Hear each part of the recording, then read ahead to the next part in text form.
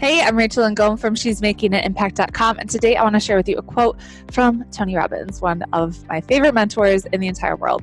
So he said, if you want to succeed in your life, remember this phrase: the past does not equal the future. Because you failed yesterday, or all day today, or a moment ago, or for the last 6 months, the last 16 years, or the last 50 years of your life doesn't mean anything. Oh, that's a good one. The past does not equal the future. So I have a belief that I've adopted that the best is yet to come.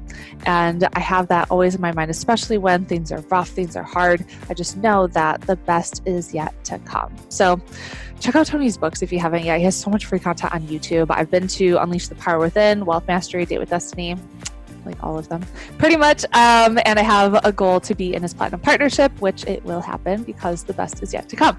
So head to shesmakingimpact.com. I've got lots of free resources to help you get more leads and sales in your business using Pinterest, and I'll see you later.